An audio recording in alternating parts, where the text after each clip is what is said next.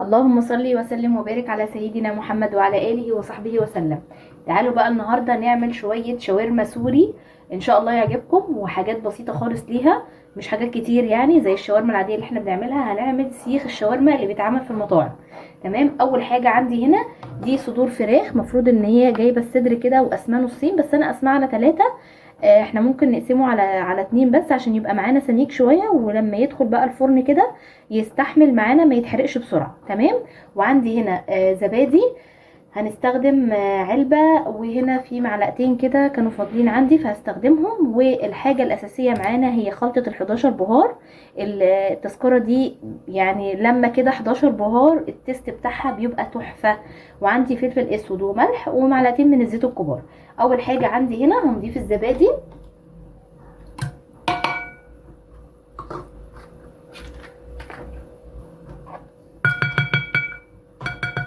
وبعد كده هنضيف الملح والفلفل،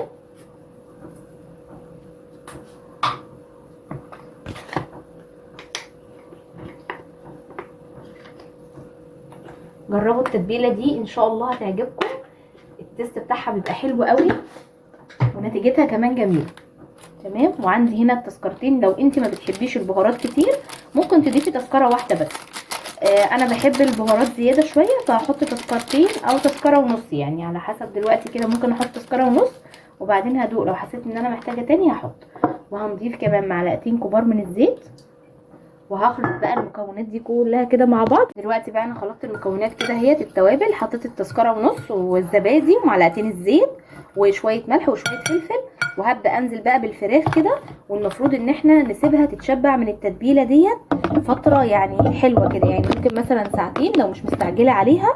الافضل كده انك تعملي قبليها بليله، بتبقى احسن بكتير جدا وطعمها بيبقى احلى وبتتشرب بقى كده وبتاخد كل الحاجات اللي احنا حطيناها دي، وبيبقى الطعم بتاعها حلو قوي. انا دلوقتي بقى هخلطها كده وهشيلها بقى في التلاجة، ولما تطلع بقى ان شاء الله نكمل مع بعض. دلوقتي بقى انا سبت الفراخ اتبلت وقت كافي كتير جدا. وجبت عندي هنا صاج، حطيت فيه ورقه السلوفان عشان خاطر الصوص اللي هينزل والحاجات ما تحرقليش الصاج، واقدر ان انا برضو انضفه بسهوله. تمام. وبعد كده جبت عندي بطاطسايه، اخدت كده نصها زي ما انتم شايفين، طبعا غسلتها كويس جدا. هي القاعده الوحيده اللي ممكن تثبت معاكم اكتر حاجه البطاطس، البصل مش هيثبت قوي. وجبت عندي اللي هي اسياخ الشيش تاووك ديت، او اللي بتحط فيها الكفته، وغرستها كده بالشكل ده في البطاطس. وبعد كده هجيب عندي الفراخ وهبدا ان انا احطها في الاسياخ.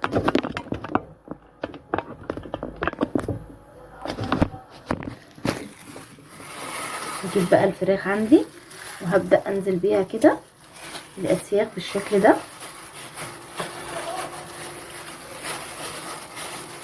طبعا كل ما تسيبيها في التتبيله كل ما هتاخدي طعم وتست احلى واحلى. طبعا في الوقت ده انا مشغله الفرن ومسخناه عشان خاطر هدخلها الفرن على طول.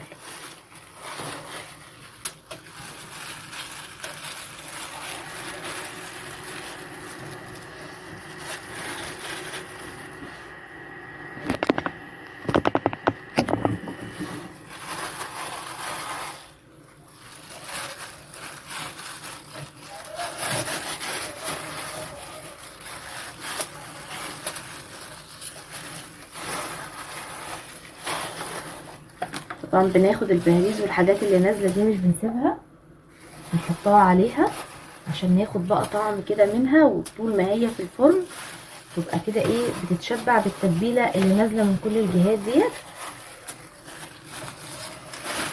بس كده خلاص. انا بقى هعمل ايه، انا مش هسيبها واقفه كده، انا هنيمها عشان خاطر الحاجات اللي هتنزل منها تطريها شويه بالشكل ده كده، تنزل بقى عليها تفضل تتشبع منها. كمان الصوص اللي فاضل ده هنزله كده عليها من كل الجهات بالشكل ده كده.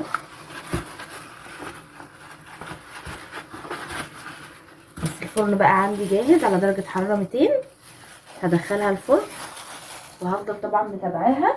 ولما تتحمر من الجزء اللي فوق ده هبدا اقلبها الناحيه التانية عشان خاطر برضو تتحمر والصوص اللي نازل ده تتشبع منه وتبقى طريه. دلوقتي بقى انا هعمل ايه. انا عندي اقل من ربع كيلو لحمه مفرومه. حبيت ان انا اعمله برجر، هاخد منه كده كام واحده، ولو اتفضل حاجه هشيلهم في الفريزر. فانا طبعا بعمله بكرمله بصل بالزبده، وبحط عليه البهارات والكرمله البصل وشويه بقسماط. انا صراحه مش عايزه اكرمل بصل، فهحط ايه يعني عادي، انا ممكن ساعات بعمله بملح وفلفل بس اساسا. فهحط ايه البهارات اللي هحطها عليه. هحط بابريكا وجوز الطيب ورشه من الكمون وكزبره وفلفل وحبهان وتوم باودر وبصل باودر والسبع بهارات او بهارات اللحمه.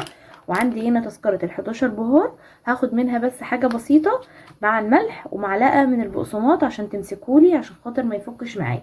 دي الحاجات اللي هحطها عليه وهخلطها. وبعد كده هعمله بقى ايه اقراص زي ما انا كنت عاملاه قبل كده في فيديو معاكم. هاخد منه كده 4 وحدات جنب الشاورما، والباقي هحطه بقى في اكياس كده واحطه في الفريزر لو اتفضل حاجه. كمان هضيف معلقه صغيره من الكاتشب كده، عايزه تحطيها حار عايزه تحطيها بارد اللي يريحك.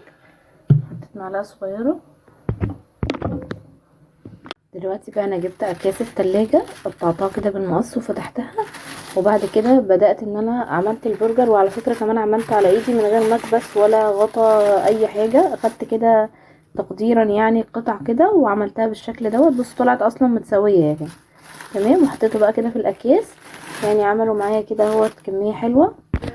عملوا معايا 8 قطع، هاخد بقى منهم 4 واشيل 4 احطهم في الفريزر، والاربعه اللي انا هستخدمهم برضو احطهم في الفريزر كده 10 دقايق، عشان خاطر لما احطهم في الطاسه ما يفكوش برضو معايا.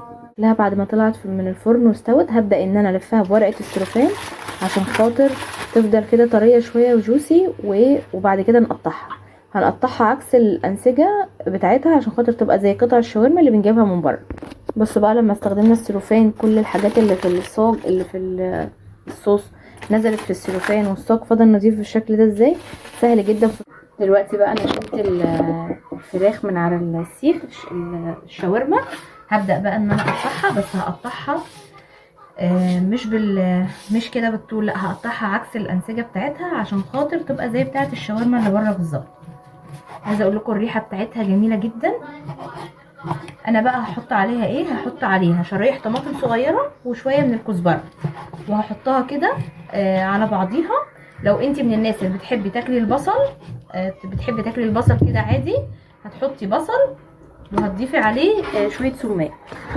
بصوا انا قطعتها خلاص اهي، بصوا شرايح ازاي بالشكل ده، وقطعت طماطم وشويه من الكزبره وهحطها عليها. عايزه تحطي بصل زي ما قلت لكم تحطوا عليها رشه سماق تمام، وتعملوها في سندوتشات كده في عيش كايزر او في عيش فينو تاكلوها. انا جايبه عيش عادي، هحط الحاجات دي على بعضيها واحط جواها جبنه، وهديها كده تحميصه على النار، يعني صدمه من الجهتين عشان الجبنه تسيح فيها وعشان يبقى طعمها حلو تمام. حابه تاكليها بالطريقه دي كده تخلطيهم مع بعض برده طعمها بيبقى حلو. طبعا مع سلطه الطحينه عشان تحطي في السندوتش من جوه سلطه طحينه او توميه او مايونيز بالثوم او مايونيز عادي، الحاجه اللي انت بتحبيها من الحاجات دي حطيها. او تحطي زبادي على طحينه وتتبليها بالتوابل وبرده تدهنيها كده في السندوتش، طعمها بيبقى حلو. قدامك كذا اختيار. انا دلوقتي هحطها في جبنه وفي سندوتشات بتبقى احسن بكتير. دلوقتي بقى انا جبت العيش وحطيت ميكس من الجبن. الجبنه اللي موجوده عندك حطيها. انا حاطه هنا جبنه موتزاريلا على شويه كده تركي على شويه شيدر، وحطيتها تحت. وبعدين حطيت من الفراخ كده هنا، وهبدا ان انا الفه كده رول، وهبقى مسخنه الجريل عندي على النار، واحط قطعه من الزبده واحمره من الجنبين. هعمل كده كام واحد واحطهم على النار. ده بقى خلصت الشاورما اهي. دي عملتها كده على النار بالشكل ده، صوص جبنه وحمرتها بالزبده، وحشيت هنا بقى اللي هو بالطماطم والكزبره. وهنا بقى البرجر اهوت حطيته على النار وعملته كده بنقطه زبده واستوى معايا. وده العيش الكايزر والفينو انا عاملاه في البيت اهوت، طعمه حلو قوي وطلع ناجح الحمد لله. وحشيت برضو له كده، وعملت سلطه الطحينه ومخلل، وعملت سلطه زبادي كمان. اتمنى يا رب يكون الفيديو عجبكم، ما تنسوش تحطوا لايك، واشوفكم في فيديو جديد ان شاء الله. لو عايزين طريقه العيش البرجر والفينو قولوا لي وان شاء الله اعملها لكم. مع السلامه.